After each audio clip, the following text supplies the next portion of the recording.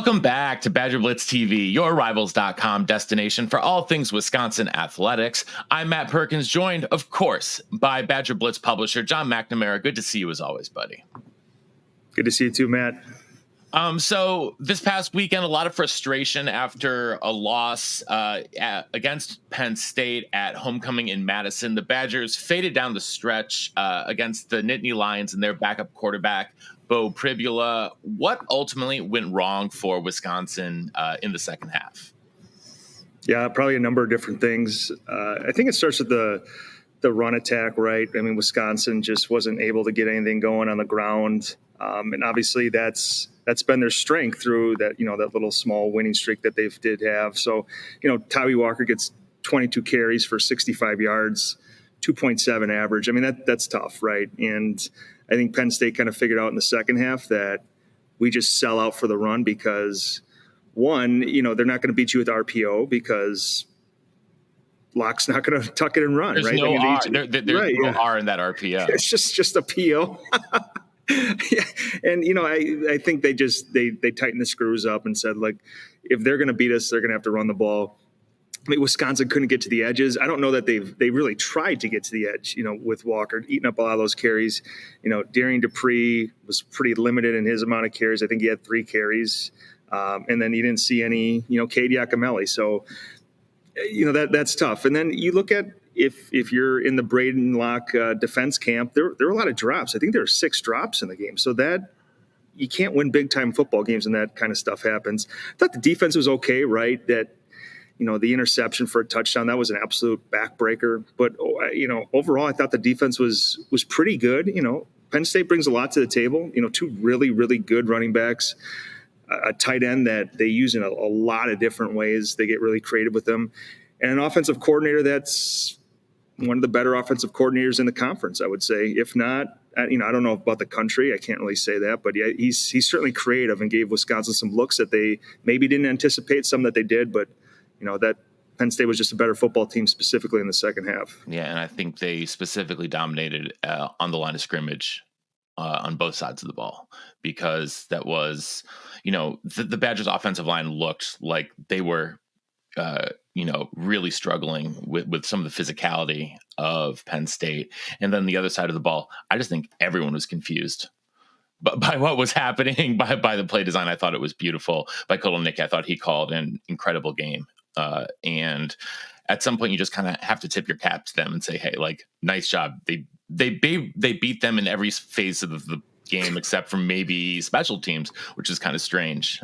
Yeah. But when non-punters average 2.5 yards per carry, it's going to be a tough day. Yeah, and that was the way the game opens, the atmosphere, the crowd. I mean, it was the backup quarterback goes in after halftime. It was all kind of setting up for a special evening at Camp Randall. Which has been talked about a lot. When is Luke Fickell's signature win going to come? All of those things seem to have been in line, and then it just kind of fizzled out and didn't happen for Wisconsin. So, I mean, that's a tough loss in a game that, look, Penn State's the number 3 team in the country, but like they're not a world beater, right? I mean, that is a team that was very beatable on Saturday night, and that's one that Wisconsin's going to have to look back on and say that, coulda, woulda, shoulda, all that kind of stuff. So there's been, despite the loss, I think a lot of at least positives that come out of the game from the recruiting side of things, because it was an incredible atmosphere. And we've talked before about the winning and the losing of the game on a recruiting trip oftentimes doesn't really matter all that much. And I think that, there just seems to be at least positive vibes on that side of the program coming out after this. What's been the feedback that you've gotten from guys that were visiting for the game? Yeah, like you said, Matt, the outcome, look, if you're the recruiting department, would you want them to win and have the fans storm the field and all that good stuff? Of course. But again, these kids aren't coming in as Wisconsin Badger fans. They're coming in as recruits who are taking it all in. And then, a lot of them just spoke about the atmosphere at Camp Randall, the fans, the energy, being a night game, all that stuff I think showed really well. The reaction from guys that we were able to chase down was really positive. I think you start with a guy like Teddy Gerard, the 2027 quarterback who's making his second visit. A guy that obviously has an offer from Wisconsin, big time, target for them in the 2027 class. But I'd go as far to say Wisconsin probably leads for him. He's already talking about potentially getting up there in the winter for a junior day or again in the spring.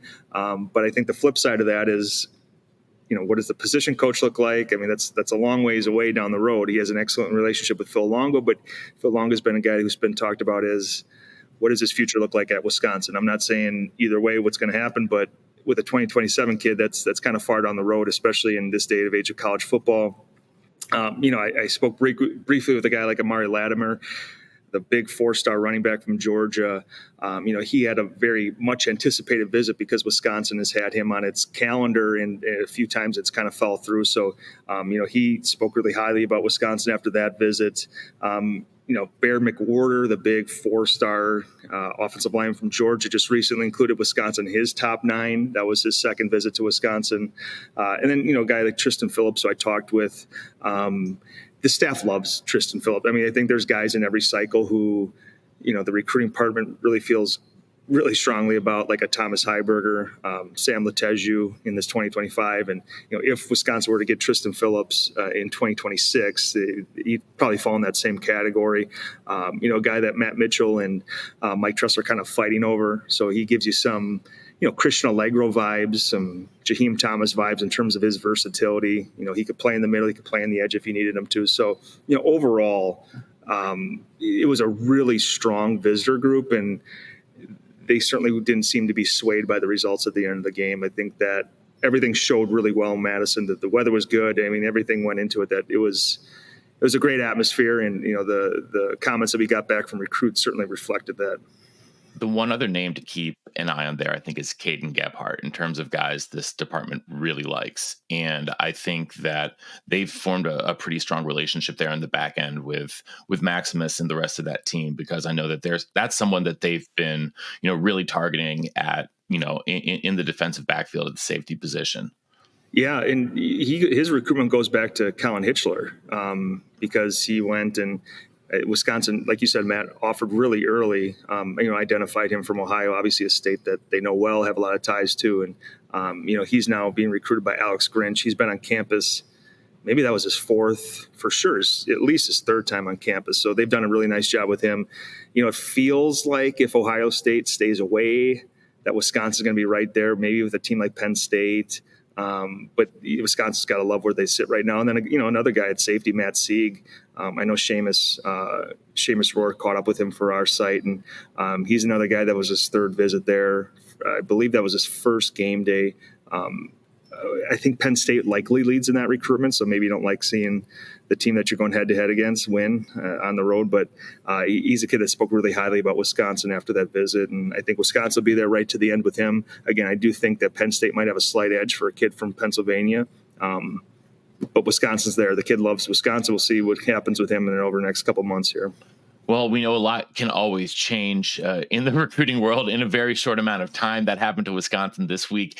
Added tight end Emmett Bork, flipped him from Michigan State in-state prospect, who, I like you said in your article, or I forget whose article it was, that, there were a lot of really good tight ends from the state of Wisconsin in this cycle. And it was kind of after Flanagan was out of the picture, it was kind of, which one were they really going to target? Because there are a lot of guys who can do a lot of things. And Bork fits a lot of the, I think, traits that they're looking for, especially for an inline tight end. I'm glad that you read my stuff, Matt. That makes me happy because I did allude to that, and I hope I thought that was a nice lead into my article in the Commitment 101, because this in-state tight end class was really strong. I mean, I didn't go back and crunch all the numbers, but this has to be the strongest tight end group, right? Because you have, like we mentioned, James Flanagan, who Wisconsin was on very early. He commits to Notre Dame. I was a big McCurdy guy early on. I think he's someone who could be really good. Now he's more of a H-back type, I think, at the end of the day, and that with already who they had in Nizzy Davis, he may not have fit as well, but he was someone I think is going to do very well at the next level. Yeah, going to West Virginia, Blake Theory going to Indiana, Eli Johnson going to Iowa, Trent Euler, who's uncommitted, but he's got Power 4 offers, and a guy like Ben Vergis, who I didn't even mention in the article. He would look, here's my pitch to Michigan State. If you're looking for a tight end from the state of Wisconsin after you lose an Emmett Bork, I don't know that the Michigan State recruiting department listens to this podcast, but take a look at Ben Vergis's film. I think you'll like what you see. So that's my little peace offering to the Michigan State people. He's another kid I think he could play at that Power 4 level. So obviously a really good group. And I talked about Wisconsin probably had their pick of that group if they wanted to really attack someone hard, with the exception of Flanagan, because he was the one guy from that group that did have the offer. So going back to Bork's recruitment, we've known about this for maybe a month. Maybe I was going to say it's been about a month. We started alluding to it in things. And this is the one that Wisconsin, they wanted to keep really quiet, right? So they got him on campus for Purdue, and that was pretty quiet. It was kind of like hands off there. And then you assume that things could get rolling after that Penn State visit, which turned out to be his official visit. I had a chance to see him on Friday night, and look, the kid's just kind of a unit. Like, he looks like he could walk out in that tight end room for Wisconsin tomorrow and he wouldn't, he certainly looked the part. I don't know that he's going to see any snaps, but like eyeball test, he looks the part. He's all of 6'6", close to 250 pounds, really cut well, moves well. The thing with him, talking to his head coach, he started as a receiver. So, he's just a big, tall kid that they put on the edge and they just kind of threw it up to. And then from his junior to senior year, he adds all this weight, all this strength. He talked about getting in the weight room, the nutrition that he's followed, and he turned into their best blocker too. So I don't know if his ceiling is going to be as high as some other kids in Wisconsin's 2025 class, but I think he's going to be a really solid player. Maybe some comparisons to Tucker Ashcraft, but he's a big kid. A guy like Grant Steck too. I mean, Steck is a big tight end, but maybe a little Grant Steck in there as well. But like you talked about, Matt, a really nice compliment to Zy Davis, who is that true H-back, vertical pass catching guy that Wisconsin just sorely needs on the roster. I think that maybe they thought Jackson McGowan would be that for them this year. He hasn't really played much. Nowakowski's a converted fullback. Ashcraft, again, he's just a second-year guy, so I don't know how much you put on his shoulders, but that's a position group that has to get better, moving forward here. And I think it's smart to continue just kind of add some bodies to that room and see how those guys develop. And look, I think it's a really good tight end class now that you add Bork to the mix. I think he's going to be a good player for them, real solid player, probably more of an inline guy, but you have Davis in this class to be that vertical threat. It is a nice addition, which was welcome news with the subtraction of Wilnerson Telemaque, the defensive lineman out of South Florida, who has been openly courted by multiple programs, probably most notably Colorado, but also the Gophers. It has been, I don't want to say it's been bubbling, but I think that Telemaque, especially being in South Florida with his frame, was always going to sort of be someone who was going to be targeted at some point by other big programs. And I think that's what's happening. It sounds like there's a lot of interest with Colorado, which isn't a huge surprise. So, with that, we already saw Wisconsin make another addition on the defensive line last week with Drayden Pavey. And so we can't say this was like completely out of the blue, but it definitely does hurt because he's someone who, like we said, has the frame, the length, the size to have a really big upside.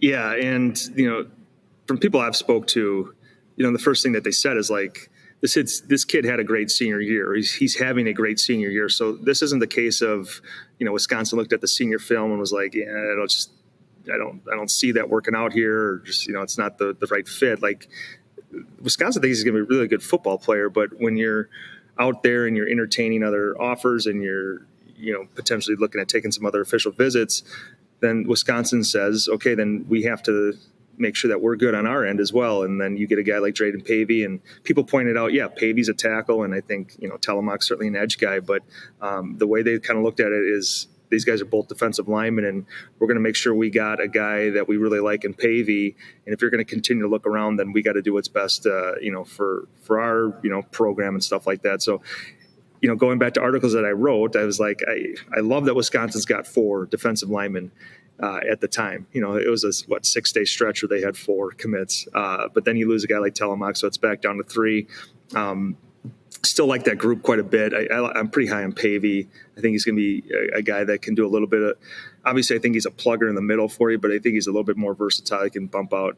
But a guy like Telemaque, that ceiling's really high, right? I mean, 6'6", super long, frame to add a ton of weight. I mean, he could play at 260. He could play at 290. So that's a tough guy to have walk away from the program. Like you mentioned, Matt, I think Colorado's a team that comes to mind right away. Minnesota's there. Texas A&M's kind of a new school for him. So it'll be interesting to see where he winds up. He kind of seems like he's got like a real boom or bust potential at the next level. And I'm certainly rooting for him. I hope he does really well wherever he goes. But, we'll see. Wisconsin now just back to three commits on the D-line. But in some ways, it's actually at the position that may be needed most on the interior, especially with the way that they have been aligning against the run, most notably. You look at what happened, especially over the weekend against Penn State, and they still really need they still really need some more interior presence. So they've got a couple of guys there in this class, and Petway is still someone who I definitely envision sort of being a little bit more on the outside, not like a straight up no. So it'll be interesting to see what happens there along the line. But you also mentioned that you saw Emmett Bork this weekend. His Economwalk team was in probably the most interesting first round matchup of the WIAA playoffs, where they played Racine Case. So tell us a little bit more about what you saw in this very intriguing matchup in the first round of the playoffs. Yeah, probably the best. I don't know, best matchup. I guess it depends on what you look for. But I mean, in terms of talent, these two teams squaring off in round one, I don't think many people had. Case being a 3 and Oconomowoc being a 6. Oconomowoc wins, arguably the toughest conference in the state, and they got to go on the road to a Racine Case team that is very new to the playoffs and everything that goes into that. But Case is electric. They are like a track team out there, and they went down 14-0, I think, and then they bounced back. I think they got they went down 14-0. They scored in under a minute to get it back. So they are fun to watch. Like I said, it's kind of like watching a track team. Maybe if you compare them to a college team like Oregon, just a bunch of athletes out there that if they get them in space, they're just gone. So that was an excellent game to watch. Case obviously comes out on top. Maybe a little bit of an upset, I think, from the outside looking in. But I know those guys at Case felt like they can compete with just about anyone in the state. And I think that showed, and they will have to show that one more time. Well, not one more time, and they're going to show it every week now. They play McGuanago, which is another very good team from that same conference. McGuanago, cruised past, I think, Janesville, Craig in round one. So, that could be another one of, hey, what's the best matchup in the second level of the playoffs? It could be Case McGuanago, but you look at all those matchups in D1, you can make a case for a lot of them. I think that Franklin-Muskego matchup is pretty tasty. Absolutely. That's a Muskego team that I say this with all due respect, that is a down year for Muskego, but a down year for Muskego is probably better than 90% of the teams in the state every single year. They are not the absolute juggernaut that they usually are, but they're still a very, very good football team. It's a tough matchup for level 2. That wing T, it's tough to prepare against. You could stop them 13 times, so that 14th time they break it for a touchdown. And that is quickly turned into a rivalry between two cities that are buttoned up next to each other. They've had some excellent games, both dating back to when they play in the same conference and now to when they see each other. It seems like annually in the playoffs. So I'd probably pick Franklin. I think that's an offense that can score a ton, but Muskego is going to be able to put up some points too, I think, and that's going to be an excellent game. Nina Kimberly, Verona Arrowhead, Wanakee Middleton. I don't know about Marquette De Pere. I think Marquette's my pick to win state. They might kind of win handily there, but there's some great options out there for you. So if you're a high school football fan, I don't know, you just throw something at the dartboard and maybe go out to see that game because there's some really good football games coming up. Listen, your choice of Marquette and my choice of Verona both look pretty good in the first round. Yeah, Verona. Look, best player in the state. That always gives you a shot to get to Camp Randall, I think. Absolutely. Well, Wisconsin is heading to Iowa this coming weekend. Heartland Trophy has been always a fun contest, seemingly always an important contest, too, for both teams, especially at this point in the season. John, do you have a particularly favorite Iowa game, Iowa memory, maybe? A lot of people have been talking about that in the den this week. Yeah. Probably Wisconsin on the road against Iowa, where I think Monty Ball chips in at the end of the game. You guys see a little bit early Monte Ball. I think Mike Taylor had a huge game. It's the one where they went back and they did like the Animal Planet, like the Hawkeyes versus the Badgers type of like feel to it. I think they did a cut up for that. Some Brett Bielema, Kurt Ferenc. I think that was 2010. Yeah. That sounds right. Game. That's the first one that comes to mind there. There's also the one where Stave's backpedaling in the red zone and trips over his foot, I don't know. They've had some good matchups though. So another night game for Wisconsin. I don't know, Matt. Do you call this one a potential signature win? I don't necessarily, but I don't. I wouldn't call this a signature win, though, because this is not exactly like a vintage Iowa team. Right. This is not a vintage Iowa team for me. And so, as great as it is to win this game, they're both 5-3 teams. Yeah. It can't be a signature win if it's not a top 25 team. I think at like the most basic level. Like, if it's like a true, I think if it was against Minnesota and it was like some sort of epic game, then maybe. But I think that's really about it in terms of like non-ranked teams that you could beat in order to be a quote unquote signature win.